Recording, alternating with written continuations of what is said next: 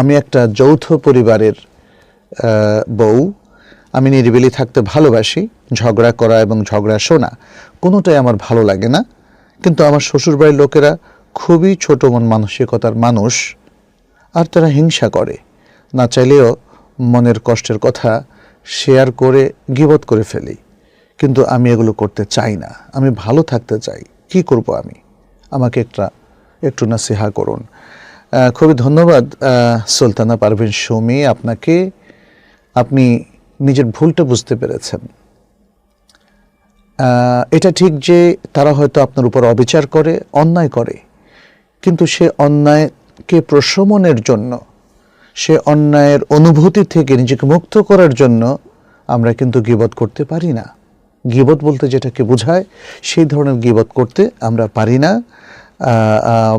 আপনি নাসিহা চেয়েছেন, আমরা আপনাকে বলবো যে যখনই কোনো অপকর্ম কিংবা যখনই কোনো অন্যায় কাজ করার একটা চিন্তা আমাদের মধ্যে আসে, তখনই বিতাড়িত শয়তান থেকে আল্লাহর কাছে আশ্রয় চাইতে হবে এবং নিজের মনকে তাযকির দিতে হবে, রিমাইন্ড দিতে হবে যে এ কাজটা যেন আমরা না করি। সুতরাং মানে যে কোনো পাপ থেকে, গীবত থেকে, পরনিন্দা থেকে বা অন্যায় করা থেকে বাঁচতে হলে নিজেকে সতর্ক করতে হবে অনেক বেশি। আর এটাকে বলা হয় তাকওয়া, অর্থাৎ মুত্তাকি হতে হবে, সরাসরি কথা। এই জন্য আল্লাহ সুবহানাহু ওয়া তাআলা বারবার ইমানদারদেরকে লক্ষ্য করে মুত্তাকি হওয়ার কথা বলেছেন, তাকওয়া অবলম্বনের নির্দেশ দিয়েছেন। সমস্ত মানুষকেও তিনি সে একই নির্দেশ দিয়েছেন, ইয়া আইয়ুহান নাসু তাকু রাব্বাকুমুল্লাযী খালাকাকুম মিন নাফসিন ওয়াহিদা। এটা সকল মানুষকে বলেছেন। এরপরে বলেছেন, ইয়া আইয়ুহাল্লাযীনা আমানু তাকুল্লাহা হাক্কা তুকাতিহি ওয়া লা তামুতুন্না ইল্লা ওয়া আনতুম মুসলিমুন। হে ঈমানদার লোকেরা, তোমরা আল্লাহকে যেভাবে ভয় করা উচিত সেরকম যথার্থভাবে ভয় করো এবং যথার্থভাবে তাকওয়া অবলম্বন করো। ইয়া আইয়ুহাল্লাযীনা আমানু তাকুল্লাহা ওয়া কুলু কাওলান সাদীদা। হে ঈমানদার লোকেরা, তোমরা আল্লাহকে ভয় করো এবং সঠিক কথা বলো। এই আয়াতটা মনে হয় যেন আপনার আমার সবার জন্যই, তাই না? যে আল্লাহকে ভয় করে সঠিক কথা বলতে হবে, বেঠিক কথা বলা যাবে না, গীবত করা যাবে না, পরনিন্দা করা যাবে না, অন্যায় বচন উচ্চারণ করা যাবে না, খারাপ গালিগালাজ কিংবা অসৌজন্যমূলক কথাবার্তা এগুলো কিছুই বলা যাবে না।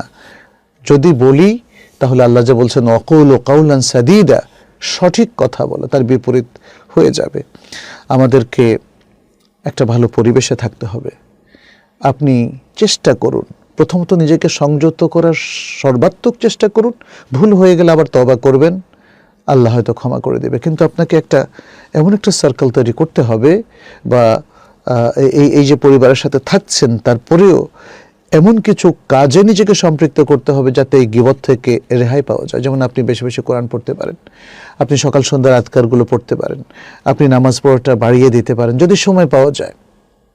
কারণ মানুষ তো গীবত বা এই ধরনের কাজ তখনই করে যখন তার হাতে অপার সময়, সেটা ব্যয় করার মতো তার হাতে তেমন কোনো কাজ নেই। তখন গীবত করে, টিভি দেখে, নাটক দেখে, এ কাজ করে, সে কাজ, নানা ধরনের কাজ করে সময়টা নষ্ট করে এবং শেষে পাপের মধ্যে সে সম্পৃক্ত হয়ে যায়। তাহলে পাপ থেকে বাঁচার আপনাকে সর্বাত্মক চেষ্টা করতে হবে। এটাকে বলা হয় সাইউল ওয়াকায়াতি মিনাল মাআসি মিনাল আসাব। পাপ এবং যে কোনো ধরনের খারাপ কাজ থেকে বেঁচে থাকার জন্য চেষ্টা অব্যাহত রাখতে হবে। আর ভালো লোকের নাসিহা আপনি নেবেন। আজকে আমরা নাসিহা করছি, এটা আমি জানি না আপনি দেখতে পাচ্ছেন কি না। এই প্রশ্নটা তো আপনার আগের প্রশ্ন। তো আপনি বা যারা শুনছেন তাদের প্রতি আমাদের পরামর্শ হলো, আপনি সরাসরি ভালো ব্যক্তিদের থেকে নাসিহা নেবেন। আপনি আপনার মুরব্বী যারা আছে, মা এবং বাবা, যারা আপনাকে সুন্দর করে বুঝিয়ে দিতে পারে, নাসিহা করতে পারে, টেলিফোনে তাদের কাছ থেকে নাসিহা নেবেন।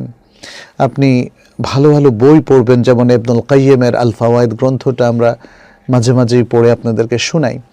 তো সেই ধরনের গ্রন্থের মধ্যে যে সুন্দর সুন্দর উক্তিগুলো আছে এগুলো পড়বেন।